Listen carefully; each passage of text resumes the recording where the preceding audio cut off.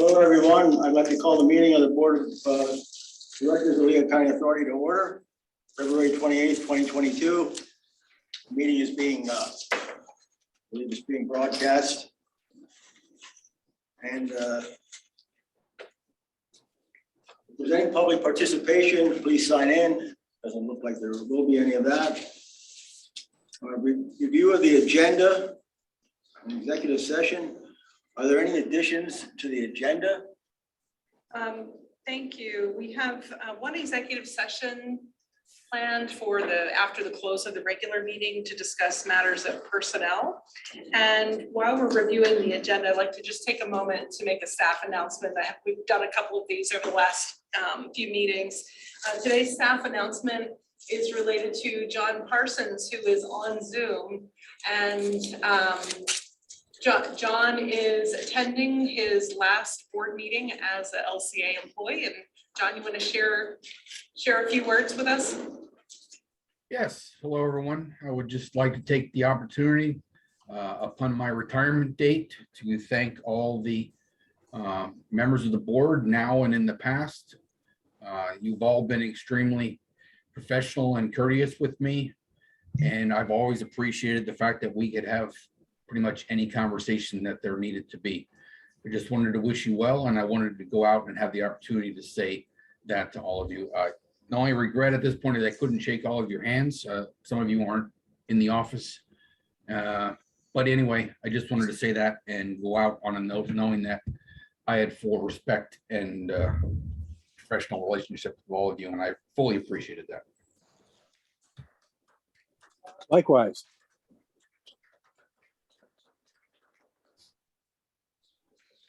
Yeah. We should take a roll call. I don't think did we take a roll Oh, call? that's right. We didn't take a roll call. I'd like to take a roll call. I'll start with the board. Go ahead. All right. Roll call of the LCA Board of Directors: Brian Noggle, Scott Bieber, Here. Richard Bonner, Here. Norma Cusick, Here.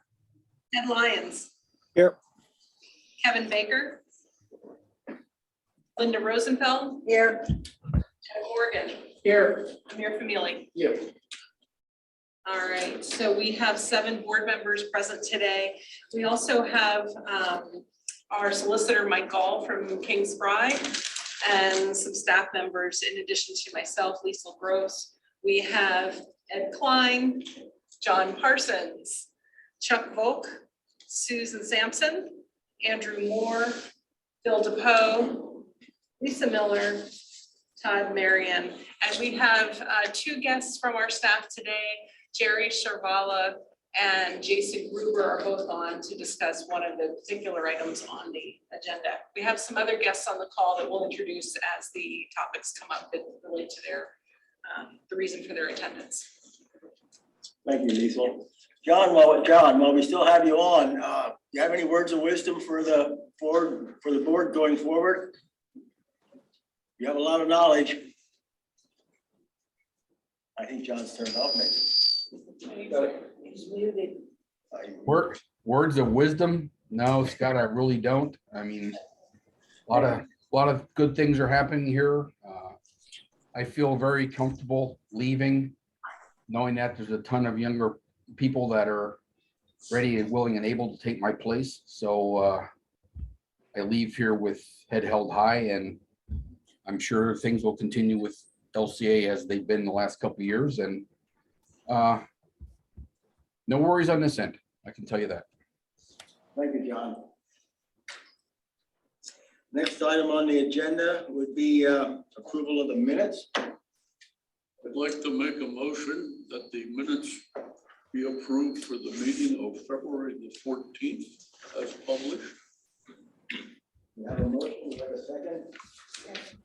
Second from Linda. If there's no questions on the motion, I'll ask for a vote. All in favor, say aye. Aye. Aye. We have it, minutes are approved. Public comments, any public comments? No public comments. Under action and discussion items, finance and administration, 2020 audit and financial statements for approval. So for this item, I'll turn it to Ed in a second. I just want to draw your attention to the fact that these are the 2020 financial statements, not 2021. And we'll discuss why that is. And what we're asking for after we review what's presented is an acceptance by the board of the audit and financial statements. So Ed. So these are a long time coming, obviously, as we're now into 2022. We were, I think, in good shape to have them done in 2021, according to the original schedule, and unfortunately got interrupted by some issues with PMRS that extended it until almost the very end of December. So with us today is Nate Swartz, who manages the audit on behalf of Zellenkowski Axelrod. And I've asked him to come in and assist us in understanding on a general basis the audit from 2020 that was performed in 2021, and talk about some of the things that they observed in besides PMRS. Maybe some important things about what we do. So. Thanks, Ed. And again, I'll reiterate what Lisa and Ed said. This is very weird to be presenting the audit in the year while we are starting your 2021 audit. Unfortunately, with PMRS being so delayed, it's such a major component of your financial statements that there would be no way for us to issue a clean, unmodified opinion without having that information in there. And again, the opinion was dated December 21st, 2021. To Ed's point earlier, I'd like to thank him and his staff, Todd, Linda, and also Liesel. The information was provided to us from your guys' perspective in a timely fashion. We would have had the audit completed by our April 30th deadline and then June 30th for the CAFR. But again, unfortunately, with the issues at PMRS, we were unable to get those statements done until we received the final in relation to opinion at PMRS. With that being said, once we did receive that information, we were able to issue a clean, unmodified opinion on your financial statements, which is the highest level of assurance that we can provide as auditors. We performed the audit in accordance with auditing standards generally accepted in the United States of America. We complied with all ethical requirements regarding independence. We had no significant difficulties other than what we just mentioned with PMRS in completing the audit.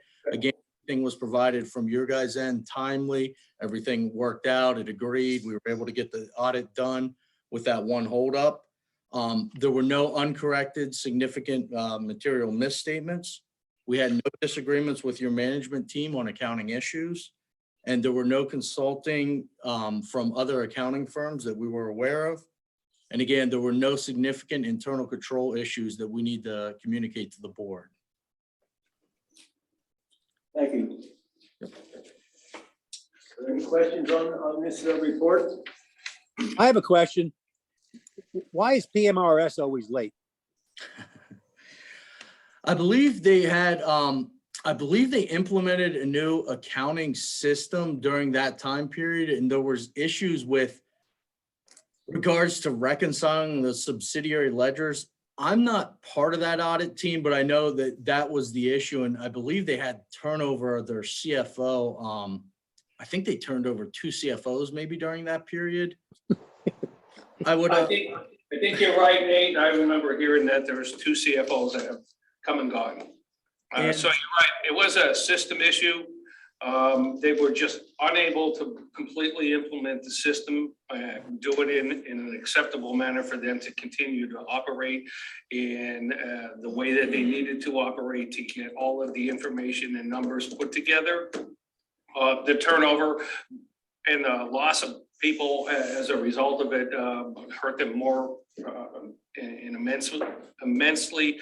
And it just kind of snowballed to where they were just unable to make any deadlines, not only for, I'll call it enterprises like us, but the inability to even service the individual people who were participating in the program. So If I could add to that, just for the board's awareness, that Ed and I and some other utilities met with the executive director and some of the PMRS board last summer to express our concerns about what was going on and to hear from them firsthand about what the issues were. And they did provide some assurance that their priorities were correct in terms of managing the fund performance and managing customer service. So payments to retirees and managing the funds of the retirees was their top focus as they were going through these system challenges and employee turnover issues. So we felt reassured about that aspect of it. But on the reporting side, that was really really a disappointment that they weren't able to get that together more quickly. Thank you, Liesl. Thank you. Any other comments? Yes. Is that a requirement to print all these pages for the board members? That's a good point. I'm being environmentally conscious, right? So I'm just asking, is the requirement or something that when you send email and we can look through the pages, if the page I want to be more focused, I print it and look at it. I'm just asking that question. I don't know that. I think that's a matter of board preference. I mean, that's how I would address it. If they're comfortable with the PDF that gives them the same information they would get in a packet that they've already looked at, I'm okay with allowing them to base their acceptance on a PDF. We are also required to post it on our website. So rather than being buried within the board packet, we have it posted as a separate document on our So it's there. website. So it is there. Well, I would survey, I agree with you. I see no reason to have this. It's just a waste of paper and a lot of time to print this. We really want to continue having these? I brought it up because, we are at the LCA, we are very environmentally conscious people, right? So I'm just thinking about it. I calculated in my head, nine board member, it's over 1,000 pages that we have printed. Is there any other ways that board member would agree that for next year, we take a different approach? Less burden on Lisa, and then we save a couple trees as well, so. Well, okay, is there anybody on the board who would object to us no longer requiring this thing to be printed out? I don't object. I would like a copy of the letter. The one that says you followed all the procedures and we met everything that you're supposed to do. Okay. I'll tell you what, I would also like probably the summary, I guess it's the executive summary. Introductory section, that would be nice to just print that out. I mean, introductory section. So we can make note Pages of, 1 to 7. we can make note of that for next year. I mean, at this point, Yeah. the trees are down. Well, So just remember for next year, no reason to print this out for all, it's just those parts that we just mentioned. sounds good. Thank you. If there's nothing else on this topic, I'd like a motion to approve the 2020 audit and financial statement. Accept. To accept it. So moved. In a second. Second. You got you. Okay, the motion has been made and seconded. Is this a roll call? No, not a roll call. It's up to you. No, it's a roll. All those in favor say aye. Aye. Any opposed? Ayes have it. The financial statement is accepted. Mr. Chairman? Yes. I would just want to note for the record that Kevin Baker joined the meeting before we began this topic. Okay, So his vote is counted in the vote for this item. thank you. Good. Hi, Kevin. So can I say something? Yes. So just to Nate Swartz, thank you for joining our Zoom meeting today, relaying the information, late as it is, on our 2020 statements. Thank you for all the persistence working with PMRS and the staff. And I know the staff had a lot of trouble with being interrupted, going like crazy, and then having to stop.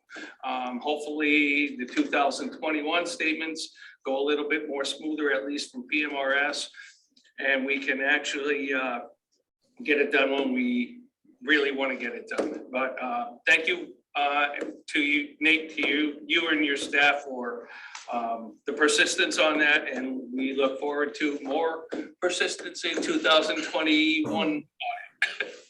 Thanks, Ed. We look forward to working with you guys as well.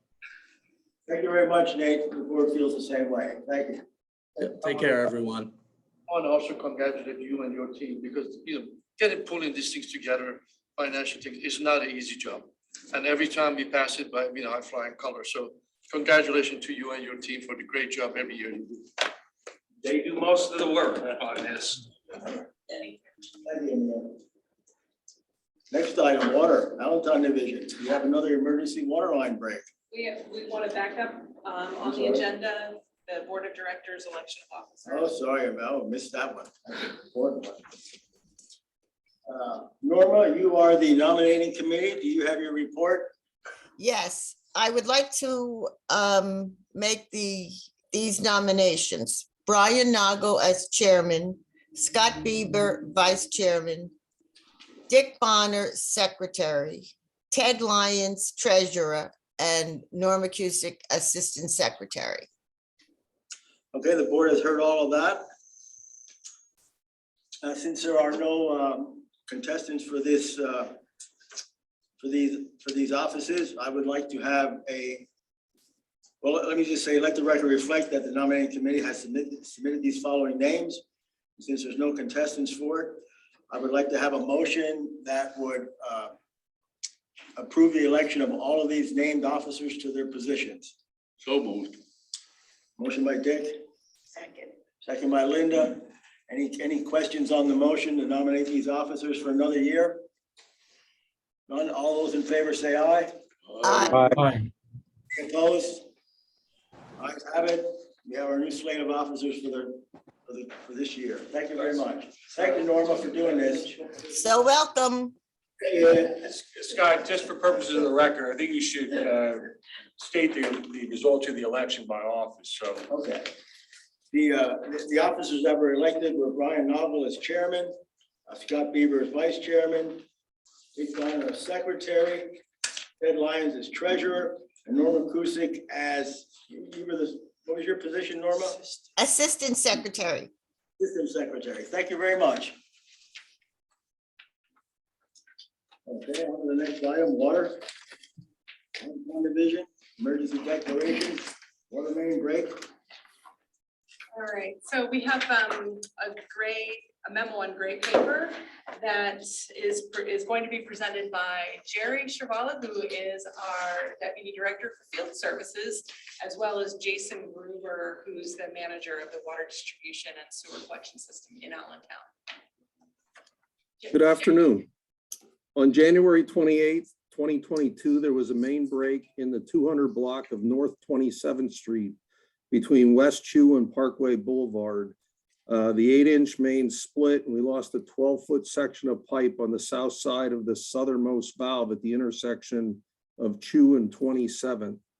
A substantial amount of water escaped and washed the entire road subbase from West Chew down to Parkway Boulevard. Total length of road disturbance was approximately 600 feet. The break and subsequent water flow caused significant damage to 27th Street with voids and ground heave.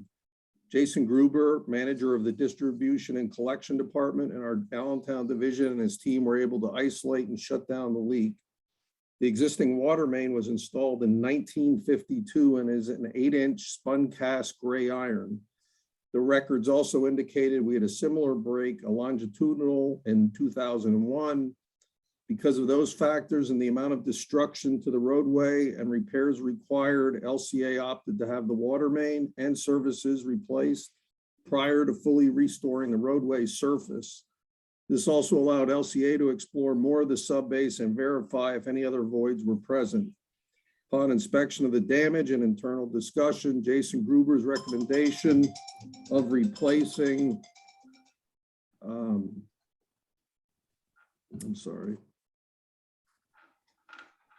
Upon this inspection of the damage, internal discussion, Jason Gruber's recommendation replacing the full water main service on 27th and road repair was approved as an interim repair.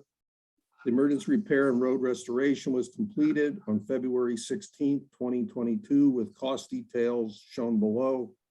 Total cost of the repair is $213,593.70. And this figure includes final road restoration, which will be completed in the spring of 2022. Standard purchasing protocols as laid out by LCA's financial guidelines were waived for procurement of both materials and contractor services due to the urgency of the work and the interim emergency declaration. With total repair and replacement costs of this event above $50,000, we are seeking a retroactive emergency declaration from LCA's Board of Directors. And I would also like to personally recognize Jason Gruber and the staff for their timely response to the leak. This was during a frigid week we had with sub-zero temperatures. It was brutal conditions to work in, and they were able to avoid any other property damage by their timely response. Thank you for that report. Any comments on the I situation? have a question. Will this 213,000, does that include the road work that's going to be done in the spring? Yes. Any indication for the cause of this breakage?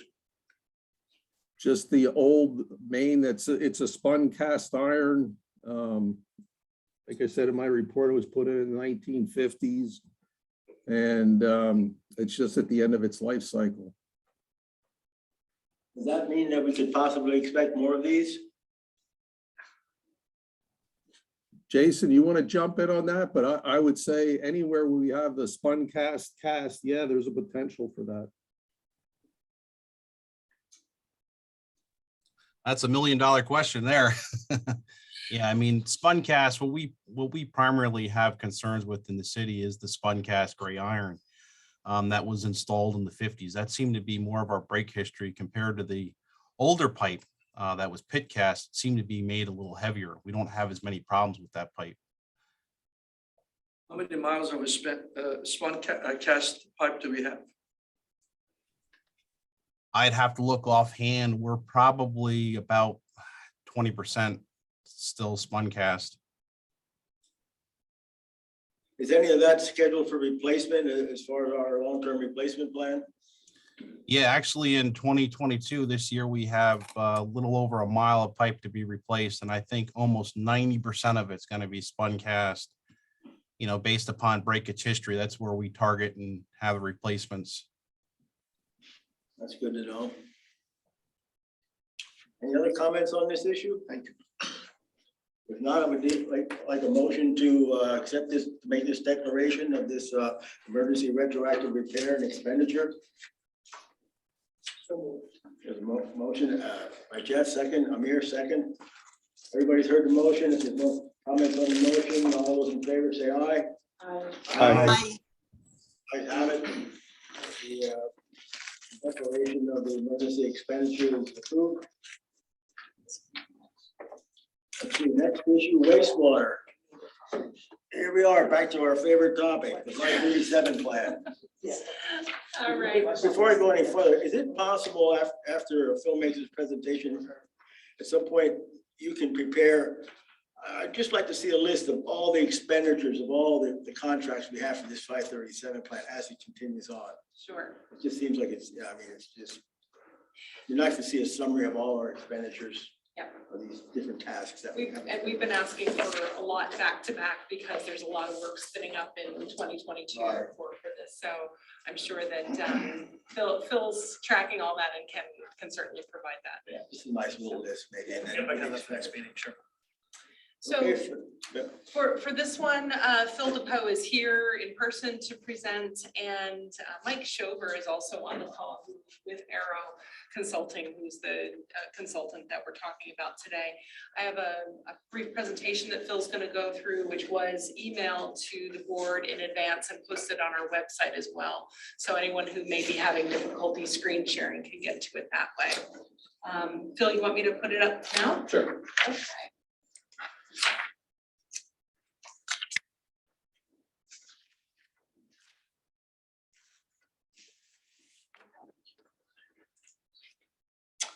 All right, thank you, Lisa. And before I begin my presentation, I just want to apologize on the front cover of the board memo. There's 2 typos. I just want to be clear that this authorization is for Arrow. And it's for the final Act 537 plan preparation. So it's amazing how many times I look at this, the memo, and I still catch typos, so I apologize for that. So what I want to talk about this afternoon is the authorization to begin the final plan preparation of the Regional Act 537 plan.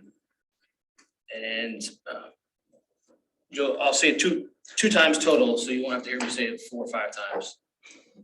The plan is due March 2025. And that means that planning commissions must receive it by September 2024 at the latest. Can I just make a comment? So Yes, I yes.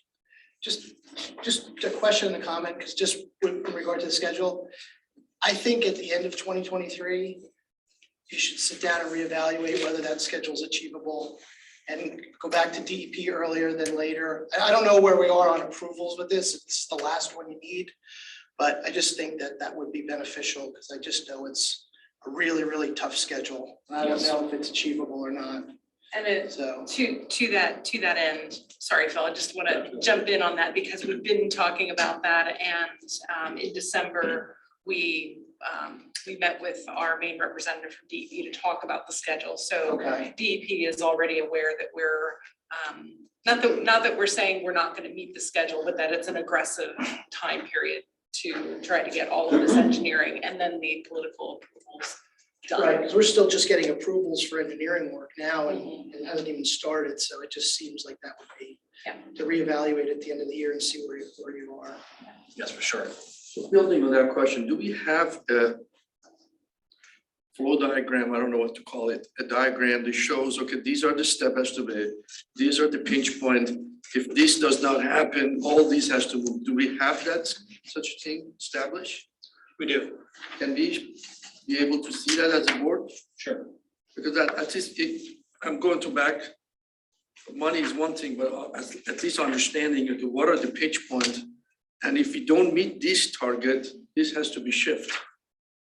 Is that the task activity report? I'll get into that. I can put that on the screen if you want. Yeah, you do it either next board meeting or Okay. today. Yeah, just before I get into it, I do want to reiterate what we're on schedule currently, but there is a lot of work ahead of us. And there's zero slack in the schedule. So that's to your point, there's no slack at all.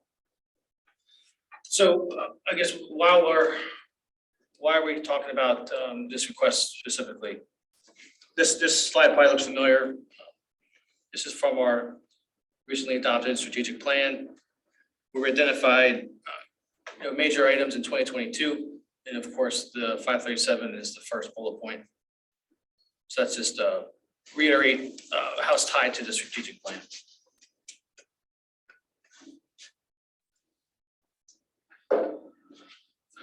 So I just want to talk quickly about two major regulations from the PA code. Chapter 94, you may have heard that referenced. That's the municipal waste load management chapter. And chapter 71 is the admin of the sewage facilities planning program. Chapter 94 is why we're talking right now. Chapter 71 is heavily referenced in the 537 checklist, which you'll see shortly. So again, chapter 94, I'm not going to read word for word, but this allows DEP to perform or give mandates to us, which they have done. If you remember the word SCARP, that was in place for Western Lehigh LCA from 2011 to 2019. DEP put LCA under Chapter 94 connection management plan because of sanitary sewer overflows. So that whole, basically the whole 2010s was under the SCARP era due to overflows during wet weather. And when the rains came in 2018, 2019, Klein's Island violated chapter 94 for a permit condition. They did it, Klein's Island actually did it 2 times, in 2 different sections of the year. So that was the mechanism for DEP to put us under a connection management plan. And that occurred in 2020. And then the 537 plan that was approved last June serves as our next connection management plan through 2025. So that's a high level of why we're talking, is because of chapter 94. And just quickly, chapter 71, if you have a chance to look at the checklist, you'll see chapter 71 referenced throughout. It's just guidance on how to prepare the 537 plan. And the 7131, I just want to reiterate that this is a municipal responsibility to adopt the resolution. And DEP is expecting all 15 municipalities to adopt the plan. And of course, LCA and County Whitehall, as authorities, do not have to pass a resolution, but we will, But DEP wants 15 resolutions. That's what they're looking for. So again, it's the last time I'll say it. March 2025 is the current deadline. And I know we're not going to talk about the checklist in totality, but as you can imagine, the checklist is voluminous. And there's a lot that can occur right now before the selection of alternatives. So that's why we want to start the process of writing now. This may look familiar. This is our org chart from last December when we talked about 537. And on the lower right-hand portion of that, you'll see arrow listed there. We're calling them the Municipal Regulatory Coordinator. So what that means briefly is that when DEP receives the plan, DEP will look to Arrow first for answers.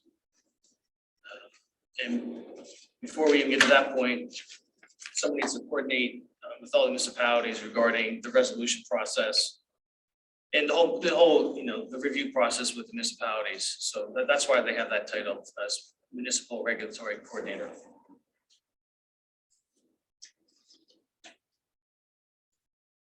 So their Arrow specific role, again, Arrow's not going to come up with the alternatives per se. They're going to take all the inputs from our 4 main technical consultants, that being our Arcadis, AECom, Jacobs, and Kleinfelder. So those are the 4 main drivers for the technical aspect.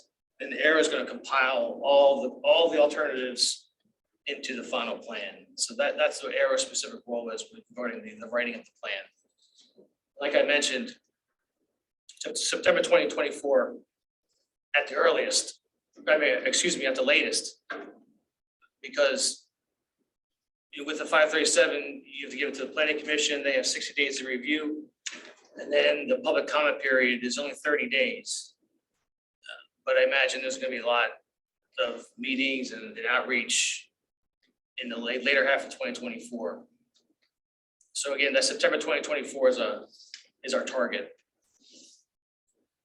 And that kind of spelled out the approval process right there. Again, the resolutions, 15 resolutions is what DEP is expecting. As I alluded to earlier, our 4 main technical consultants. You've heard me ask for various authorizations. AECom, Arcadis, Jacobs, and Kleinfelder, they all have their own specific role. And AECom's kind of the overseer and talking to all 3 of them at the same time to make sure that, the QA/QC, a check and balance.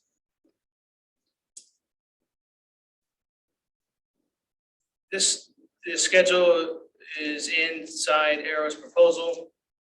As Lisa mentioned, and I'll mention again shortly, there was a meeting with DEP on December 16th to go over the final checklist.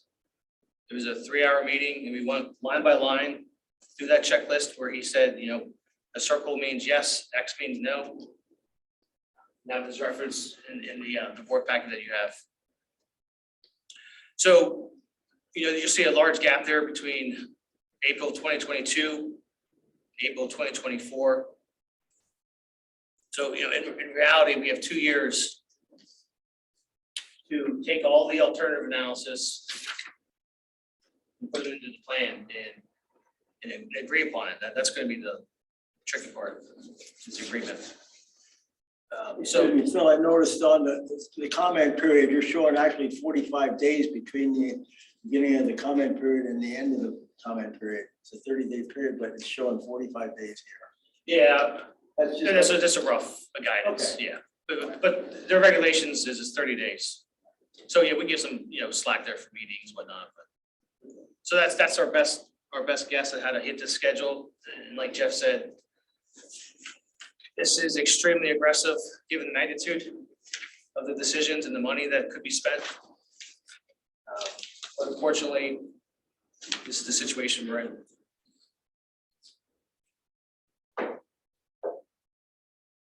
So again, the request for Arrow is through the years 2022 to 2025. And just as a sidebar, for those not familiar, 537 LCA initiated that in 2013 to 2016. And Arrow had that same role as municipal coordinator. And then, of course, Arrow was used 2019 to 2021 to help obtain the interim 537 approval. So this is a continuation of their prior role. So this comes right from the 537 checklist. Again, I just want to show you an example of what this looked like. There's eight, I guess you want to call it sections to the 537. And some sections are a lot, more intense than others. But again, that's an example of what the checklist looks like. And again, there was a meeting with DEP and some KES representatives in December of last year where we went over every single line. So I'm not going to read word for word here, but these are the sections written out with their titles. And they're all important, but I should highlight section 5 is the bulk of the requests that I'm asking the board regarding the identification of alternatives. And 6, is the evaluation. 5 and 6 are closely tied together. Section 7 is potentially the most difficult section to handle regarding how is it going to be funded, how's it going to work with all 15 municipalities. And of course, section 8 is the schedule that will be put in the plan, and DEP has made clear that this was a big takeaway from our meeting. He wants to see, assuming the plan gets submitted in 2025, he wants to see our 5 to 10 year implementation schedule. So this will go through 2026 to 2035. So that's what that schedule is going to reflect. And he said that don't put anything in there that is, lack of a better term, wishy-washy. What you put in there, you're going to do. So he made that clear multiple times.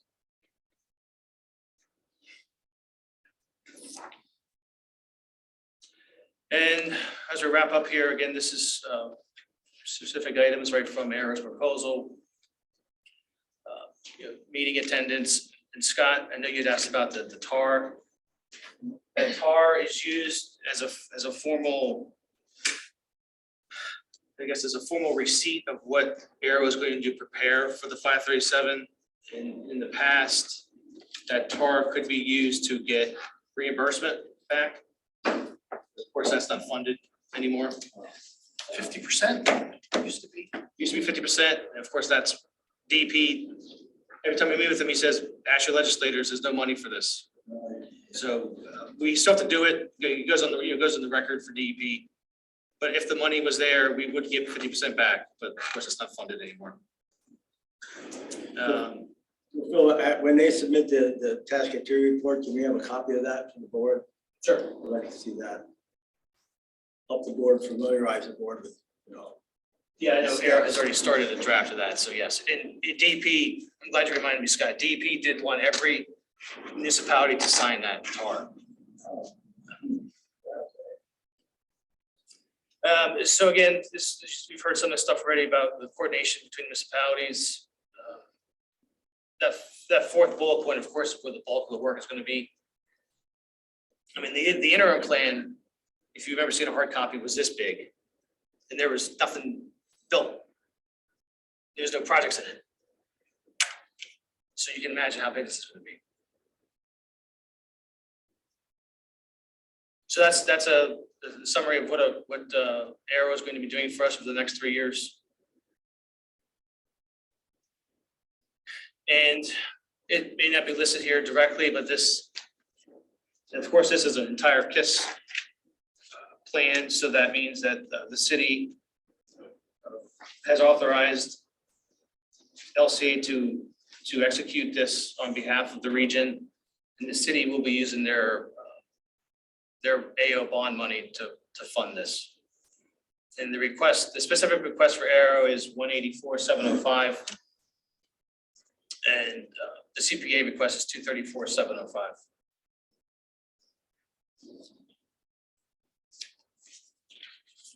That was my really brief summary of where we stand currently with 537.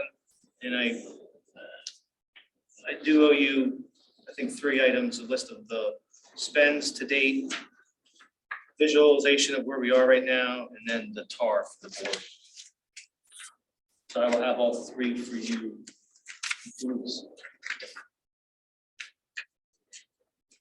Thank you, Phil. Anything else, Phil? That's it for now. Thank you. This is a monster project, 537 plan.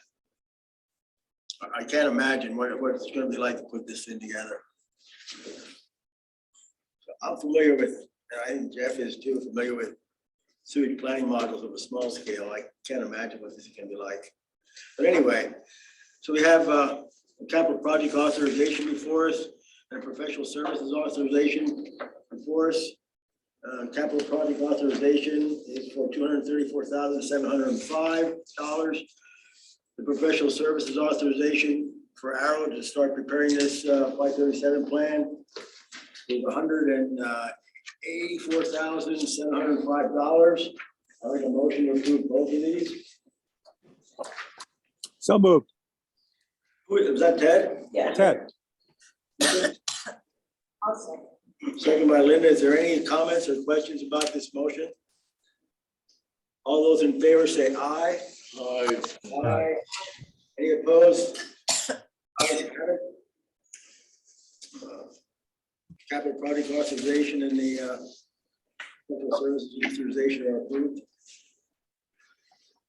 Okay, on to the next item of business, monthly project up. I'm sorry. Phil, from the last meeting, you owed us 3 concrete deliverables.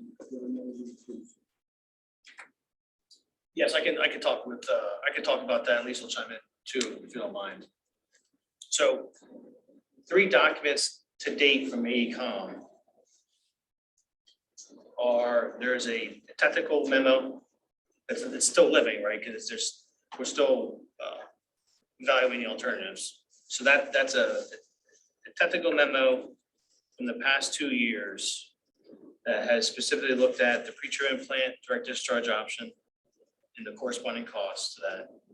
And the wet weather piece at Klein's Island, the corresponding costs, and then the collection system piece, the corresponding costs. So all 4 consultants, all the work has been wrapped up in this one memo, which is it's still living, right? Because we're still adding to it.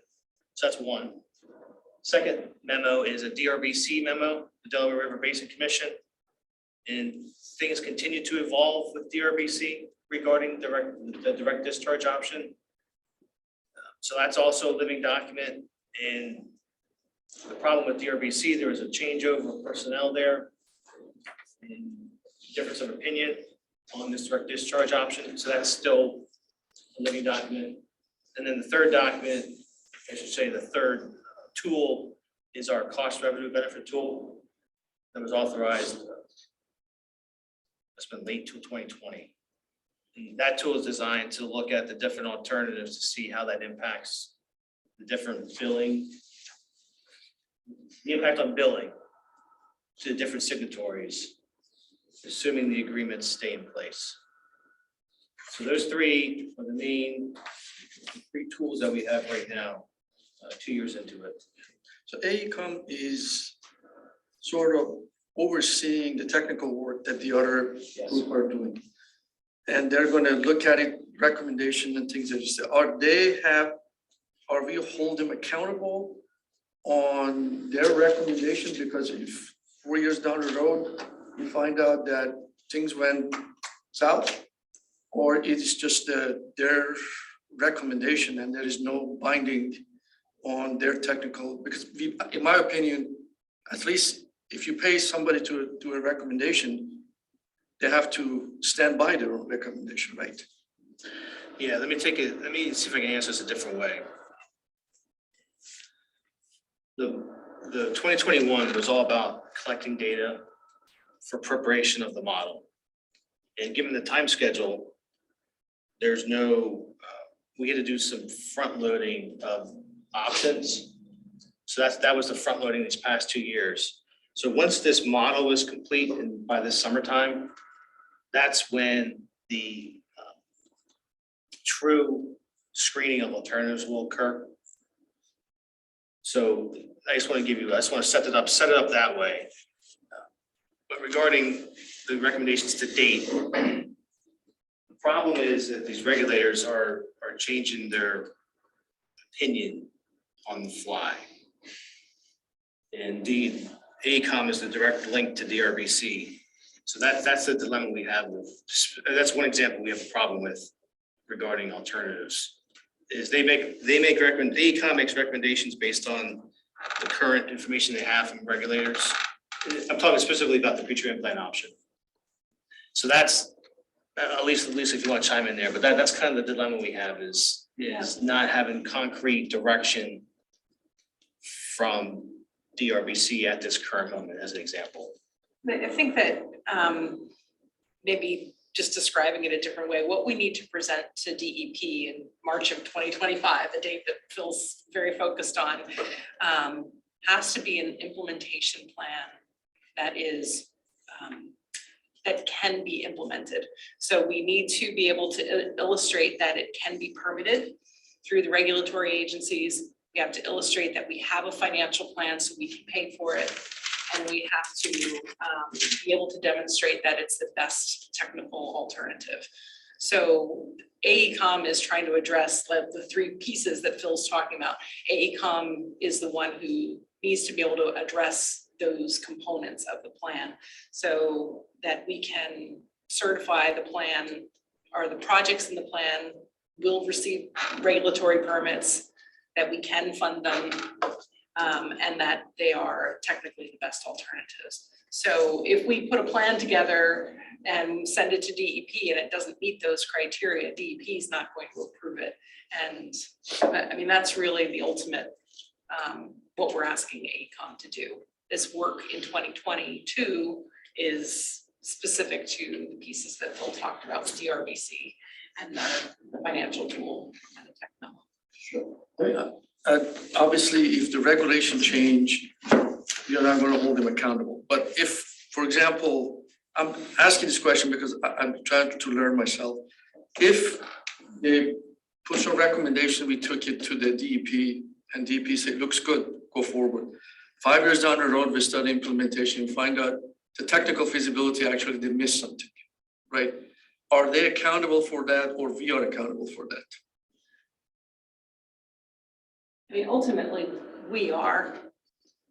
Yeah, Municipalities are. we are. Yeah, every municipality that signs the resolution is.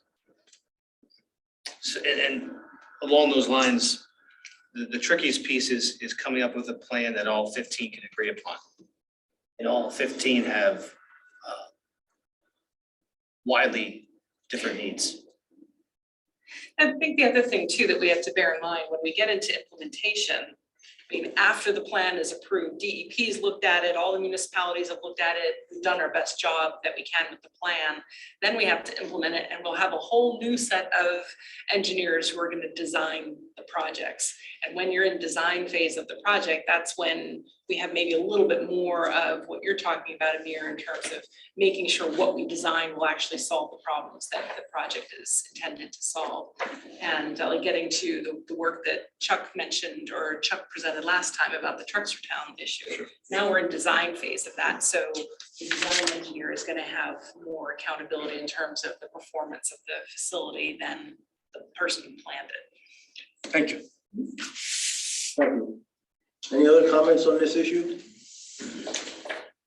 Hearing none, we'll go on to our monthly project updates. We did that last time. Oh, yeah, this is the second board meeting, yes.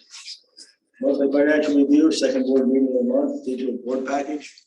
Yep, so we have the December 2021 report that Ed's going to go through.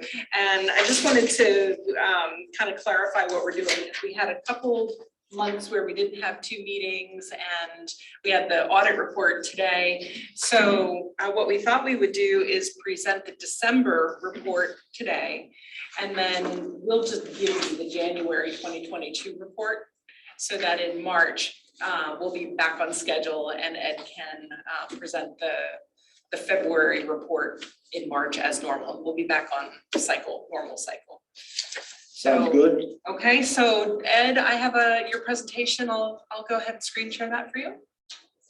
Thank you.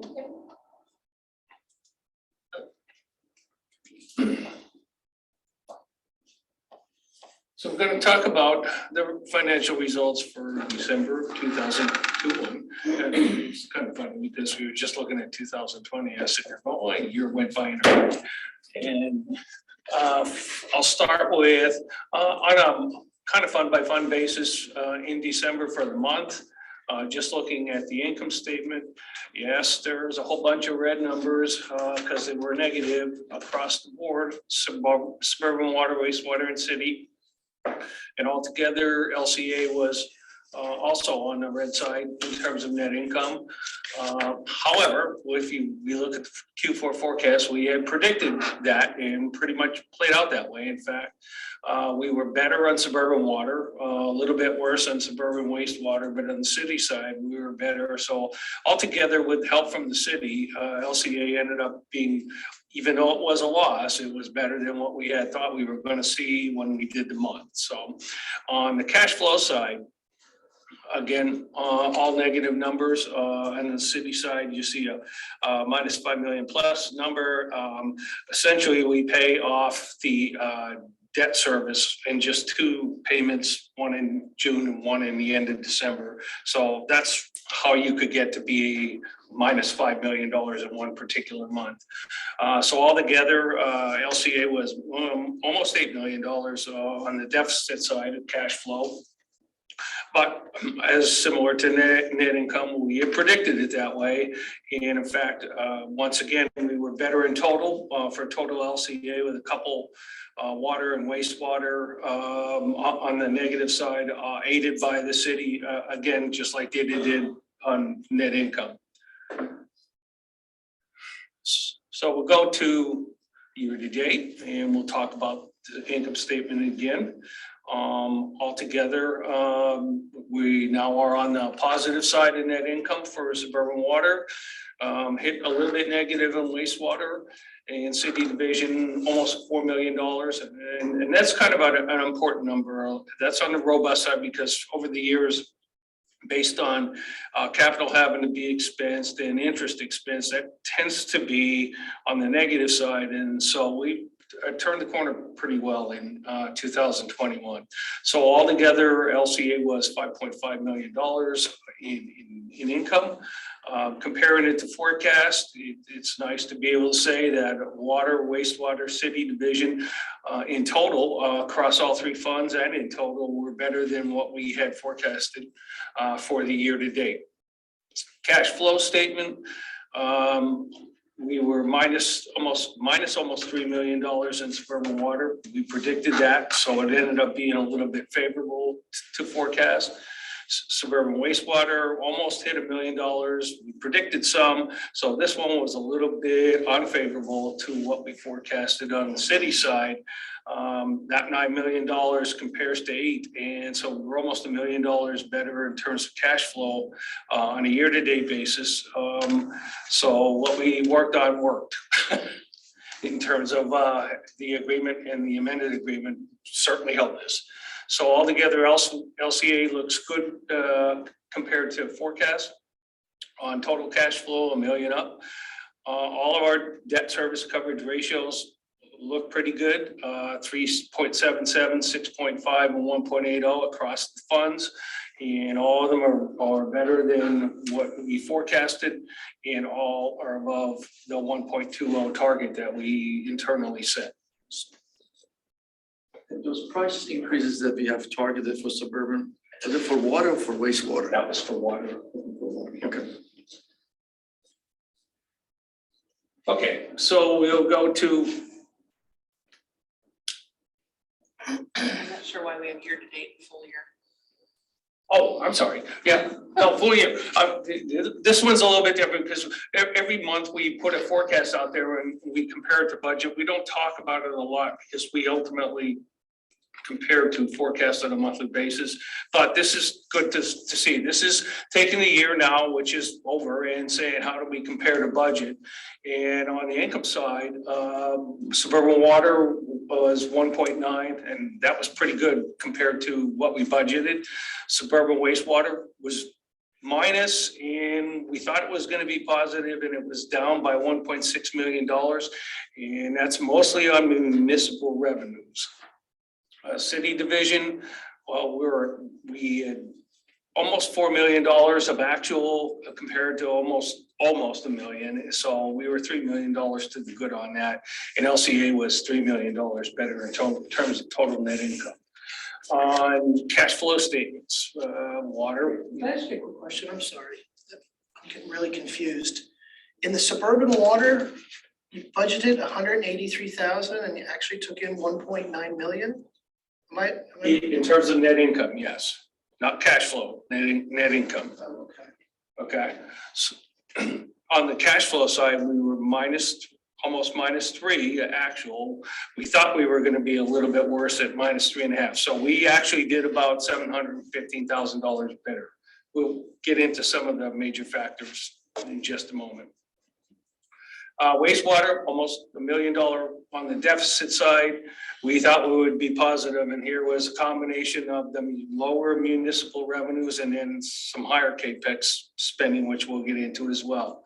City, $9 million worth of cash against almost $5 million that we forecast, so we did much better on the city side. And total LCA was almost $2 million better than budget. So apart from the revenue and CAPEX, I can safely say on operating expenses, and this is an important comparison for us, we were pretty much in line or better than budget on the operating expense side. Again, debt service coverage ratios were all was better than budget for suburban water, and we thought it was going to be tight, so we beat it a bit. Suburban wastewater was down on the issues that we talked about, and the city was up as well, so that was good. So looking at major factors compared to forecast, year-to-date forecast. So net income was on the positive side. It was better than forecast by $487,000. Some of the key areas, operating revenues were better by $115,000. Operating expenses were lower, so that aided it by $379,000. And then we had $7,000 unfavorable variance. Most of the unfavorable financial stuff is just lower in interest income, as rates never got up to where we thought they were going to get to. So on the cash flow side, we ended up on positive side, which is good. It was also better than forecast by $404,000. Major areas, cash from operations is better by 498,000, which was coming from the net income side. We did have small favorable variance of working capital as receivables were up a little bit in terms of compared to forecast. Financial, again, down a little bit, not much. And CAPEX was higher by 111,000. Wastewater, year-to-date, negative. But it was better than what we forecasted by 119. That comes from operating revenues being a little bit better. Also aided by operating expenses being $104,000 better. And again, lower interest income on the income side. Cash flows, well, they were negative. And they tended to be lower by $306,000 on the cash flow side. The big hitter there is CAPEX, is that was higher by $470,000 compared to forecast. Also the lower interest income, and there wasn't much working capital effect, just a little bit on the wastewater side. The 470 is the timing, or really there was something happened that we were not expecting? Most of the variances in the CAPEX side have turned out to be timing. And not just timing in terms of 2021 going over 22, a combination of also being affected by 220 to 221. Chuck and Phil, when I get to the CAPEX slide, we'll talk about the projects. There's 4 projects out there that they can indulge in. And city division, positive net income. It was better than forecast by almost $1 million. You got slightly lower operating revenues, and boy, did we more than make up for that with lower operating expenses. And on this side, this was a little bit lower interest expenses. When we were doing some of these numbers, we weren't sure what the last month was going to look like, and we ended up better. Cash flows positive, better than forecast. Everything's good. Operations was better. Working capital was better. And financial and CAPEX. Financial was better and CAPEX was lower. So just looking at suburban water operating revenues, you can see that almost $14 million, 13,896 versus the 13,781. So a little bit better. And fiscal year forecast is the same as actual. So actually you're comparing to 12.7 and up to budget. So that's good. And on the wastewater side, we ended up with 16.9, almost 17 million. And compared to year-to-date forecast, not much variance, but you can see the difference in the budget, 20 million to 17 million. And again, that was mostly in the revenues, municipal revenue side. And coming back into play in 2021 was about a $1.2 million signatory credit as well. So. On this operating revenues on the city side, again, not much variance in terms of year-to-date forecast there, and certainly better than budget. As we look at operating expenses, like I said, we'll see all 3 funds should be better than budget. The year-to-date actual on water, $10.5 million. That's actually lower by a fair amount on the forecast, and also down significantly to what we budgeted at 11.2. On suburban wastewater, a little bit of variance, favorable variance against forecast, but that's a nice variance compared to $18.9 million operating expense budget. And excuse me, on the city side, we were 25.6 versus 26.5, so almost $1 million variance there. And you can see a big variance again, big gap between what we budgeted and what we spent at 27.8 versus the 25.6.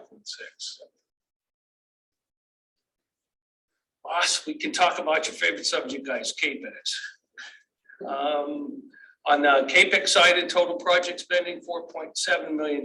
So yes, that was higher than what we had forecasted for the year. And definitely higher than $4.2 million that we budgeted. Next fund, 4142 versus 3672. So there's almost $500,000 of forecast variance there. And that also is higher than the $3.9 million that we budgeted.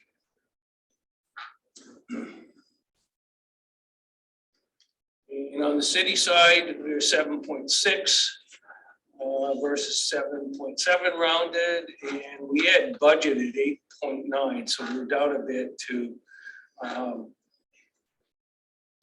budget on the city side.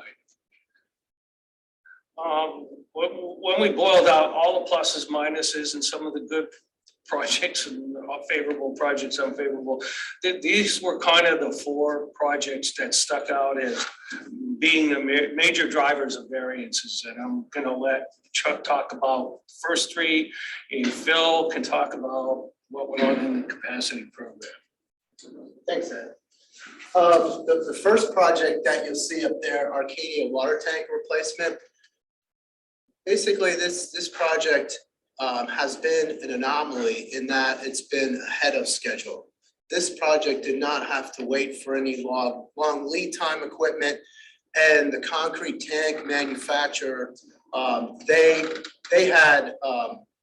were able to shift their schedule to fit our project in prior to another project that was originally anticipated to occur at the time that our tank was built.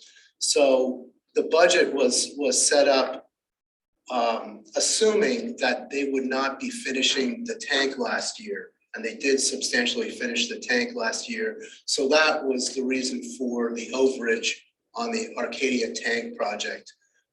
The second project, the Kohler pump station, that project drug on a bit longer than we had anticipated due to both contractors, crews contracting COVID and extended absences from work. Also some equipment availability issues and some punch list items that took a long time to iron out, dealing with the generator and the high service pump. So that was a timing issue in the late finishing of that project. As far as Wynwood wastewater treatment plant, that was also a timing issue related to the contractors contracting COVID and the incurred absences from the job. And there were some lingering punch list items that we were withholding money for the contractor to finish those punch list items prior to releasing that money. So that was an overage. One project that we don't list here, there were some significant issues with the cryogenic plant over at the pretreatment plant that caused some unanticipated expenses.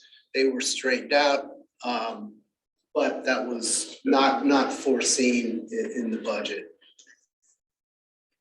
Do you mind if I ask a question? So the timing issues for Kohler and Wynwood, those were from 2020 into 21? So the 2020 expenses were lower, but then the 2021 expenses were higher, is that correct? Just want to make sure I'm understanding your comments. Yes, 2021 expenses were higher. Correct. But you're right, 2020 was low. Yes, the 20, yeah, I'm sorry, the 2020. So you get a carry on. Pay me now or pay me later type thing. Yeah, so it was timing due to basically boil down to COVID and supply chain issues, which have been plaguing the entire industry, basically. And then with that last bullet point is related to 537, of course, and what's wrapped up in there is 4 major consultants. So along the points of timing, 2020, a little bit less, 2021, a little bit higher. So it's, and when you look at it, it's a 7-year project. span 7 different fiscal years, so there's gonna be the timing issues on how priorities change. But again, 2021 was a little bit lower, 2021 was a little bit higher. So if you correct it for the timing, our revenue must be a lot higher then, Yes. by $500,000. Pardon? By $500,000, correct? 4 something, yeah. 4 something. Yes, and it was just, we listed these forms because quite frankly, we'd always talked about every year being lower than budget. And here's one time where I'm sitting there going, oh my God, that's the first time I'm here 6 years. I go, it's the first time I've seen an unfavorable CAPEX variance. And, then you got to go back through 2020 and go, I see what's happening here. So. Thank you. Thank you very much. Is there anything else? Oh, here we are. Keep going. This was just kind of our internal forecast gauge, and one of the things that I guess we need to spend a little bit more attention on is I'll call it non-operating interest stuff, because everything else looks pretty good. It's all sitting in green blocks, so we're just something that we need to look at as we continue to move on in 2022 and continue to forecast. Year-to-date operating ratio across the board. Across the board, suburban water were good. Suburban wastewater actually this time was the first 1.99, so close, but not at that 1.0 internal target and less than what we budgeted for the year. Now, this is with depreciation built into it. On the city side, again, good across the board against all targets, and total LCAs good across all targets as well. So suburban water with the higher CAPEX and the lower revenue, well, that affected this operating ratio. Same thing on the operating ratio. Once you pull out depreciation, it should get better, and it does for suburban water. Again, all favorable across the board. Suburban wastewater slightly down, but actually this time a little bit better than what we had budgeted. So against that target, we're better. Good across all of the city targets, and LCA is good across all targets as well. Debt service ratio, I think we covered this a little bit. 3.77 is good. 6.50 is good. That 3.77 was a good number only because when we were coming into the year to get to 1.20, we were a little bit tight on what we were doing with revenue. 6.50 on the wastewater side, revenue kind of pulled that down, but they don't have a lot of debt, so it's not a big of an issue. And I was glad to see the city at 1.80 versus the 1.6 and 1.2. So good to see that number for the city. So altogether, LCA is got a really good debt service coverage ratio, better than targets, better than budget. And on cash flow, just terms of operating days cash on hand, we're 2.16.7 versus 180. Wastewater's at 188.7 and city's 182. And there was a time I was always worried about where we were with the city, and now that has crept up above that target line. So I think that's it. Any questions? No questions being heard. Ed, thank you very much for that report. Okay, next item. Mother system operations overview. All right, so John Parsons is here on backup for his last meeting. And he prepared the report, but we're going to turn it over to Andrew to present. And in the future, Andrew Moore and Chris Mon will be working on this report, potentially developing some new ways to report this information and to share it with you. Andrew, go ahead, take it away. Yep, thanks, Lisa. For water production in Allentown, we had a total of 21.79 million gallons a day. 6.5 million gallons of that came from Shantz. 3.83 million gallons came from Crystal, 11.42 million gallons came from the Little Lehigh, and 0.03 came from the Lehigh River. In the Central Division, we produced a total of 10.26 million gallons per day, and 7.25 of that would come from Allentown. 3.01 would come from our well production, and a sum of the 12 other suburban systems was 0.12 million gallons per day. On the wastewater side, Klein's Island discharged 29.27 million gallons per day. The pretreatment plant was at 4.42 million gallons per day, and the 5 other wastewater systems discharged 0.17 million gallons per day. As far as precipitation in January, we had 2.4 inches. There were 28 compliance reports submitted to Allentown. There were no NOVs, and there was 1 SSO. For main breaks in Allentown, we had 8 of them, and in Suburban, there was 1. Customer service phone inquiries, so there was 971, and 103 water shutoffs for non-payment. There was 1 workplace injury, and for emergency declarations in Allentown, there was 1, which Jerry covered a little bit ago, for $213,000, $593.70. As far as significant repairs, there's 4 siphons that are along the Western Lehigh Interceptor that cross under the Little Lehigh Creek, and there's 2 different siphon chambers at each location. Over time, the hydrogen sulfide sort of breaks down the concrete. So there was 5 of them that were lined in January, and there's going to be 3 other ones that are also lined once we have some better weather. As I mentioned, there was 1 SSO. This actually says bypass on here, but it was technically an SSO at the Lynn Township wastewater treatment plant. And that occurred due to a valve not being closed on the airlift for the mixed liquor. About 16,500 gallons came out of the tank, and we installed a high-level alarm there so that doesn't happen again. As far as other highlights, Shant Spring storage tank, which is about 500,000 gallons, was blasted down and repainted back in January, and it is now back online. That is all I have for the operations report. I have a question. I just noticed the flow at Klein's Island is down a little bit from average. It's that. Low groundwater. Low groundwater. Okay, yeah, okay. Thanks. Just one of the main reasons, yes. Andrew, my standard questions, can you elaborate on your injury? Sure, it was actually a broken tooth.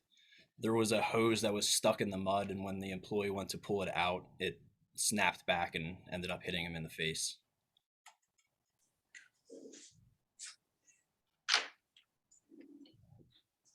Thank you. Andrew, I have a question for you. The siphons, do you guys clean those, or they jet it like quarterly or semi-annually? And did you line the piping or just the inlet and outlet chambers? I'm actually gonna have to touch base with Jerry on that one. Jerry, are you there? Sorry, didn't mean to put you on the spot. Yeah, we try and they're hard because of the flow in those chambers. They're hard to clean on a regular basis, but what we did is we lined the entire chamber down to the bench, and none of the piping was lined. Piping is ductile between the chambers. Thank you. Any other questions on this report?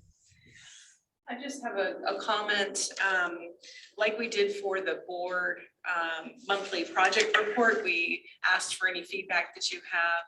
I know that Andrew and Chris are working on what the future of the operations report might look for, since they're doing that jointly moving forward. So if you have any feedback on what you'd like to see, if they have some ideas, to let me know, and we'll get that incorporated. What about level of service? I never quite understood that concept. What is level of service? Is that basically measuring how high the effluent comes up in the Manholes? Well, it depends, what's the context? Is it in here somewhere in this? No, I don't believe it is. Okay, so level of service is a term that is used kind of generally for any kind of service, whether it's water service or wastewater, to describe how the asset is performing. So we've used it mostly here at LCA to relate to the interceptor performance and where we want the wastewater to be inside the pipe in different conditions, wet weather or dry weather.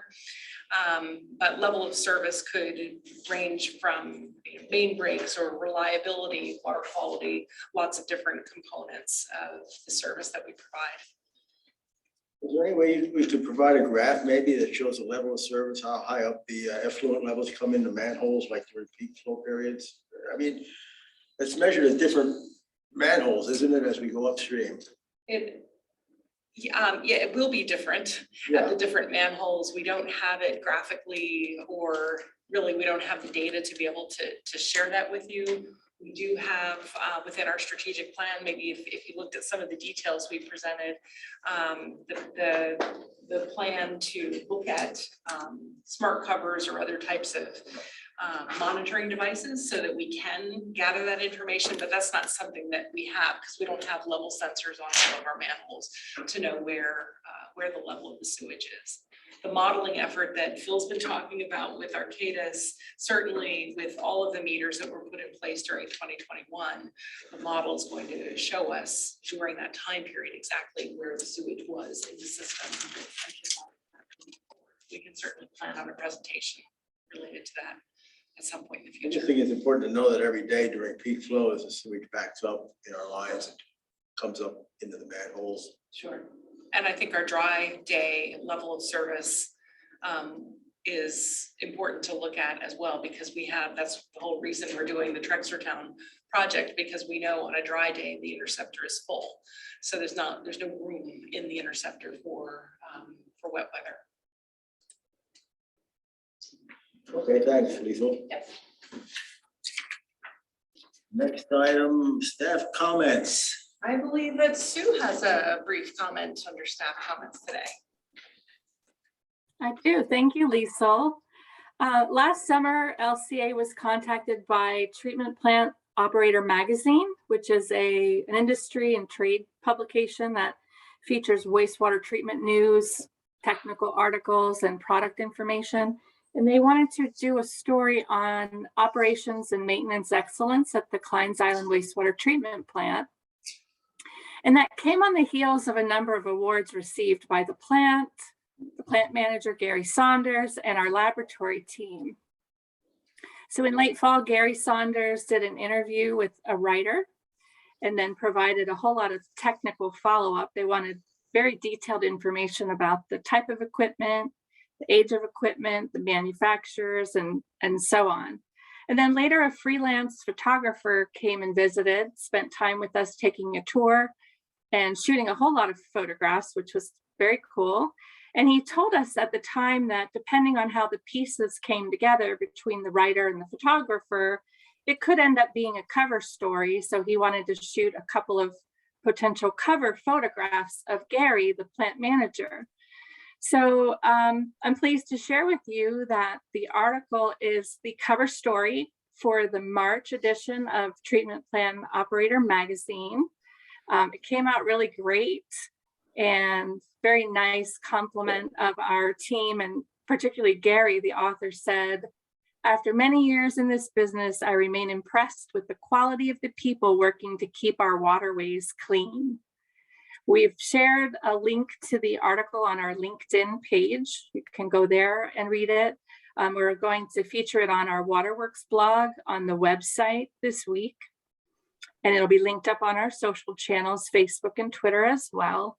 And we're expecting some hard copies to come in the mail. We'll be distributing a copy for each of you. And huge congratulations to Gary Saunders and the entire team at Kleins Island. Thank you, Susan. That's very good. I have no other staff comments. Great job. Yes, thank you.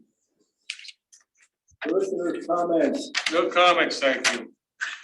On the public comments and other comments, And at this point, I've always felt that maybe after public comments, we ought to have a section for board comments.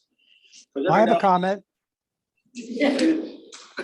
Well, every now and then, it seems at the end of the meeting, in case a board member might have a comment or a question about any topic, it'd be a good place to ask it there. Should we see if there's any public comments first? Is there any public comment? No comment from Brian here. No, thank you. Any comments from the board? Yeah, I have a comment. Ted here. I want to make a special congratulations to John Parsons and really congratulate him on a great career and wish him well in his retirement. I forget when I came on the board in 2014 or 15, but John has always been a straight up guy. He came over from the city of Allentown. I think he's handled himself remarkably well in these meetings. He's answered questions straight up. And I've always admired the way he performed his job. So John, best to you and your family and best wishes. Thank you. Thanks, Ted. I really appreciate that. Thank you, Ted. It's good to hear. Okay, we're at the end of this meeting. There's going to be an executive session. I'd like to adjourn this portion of the meeting. 22. 1:25.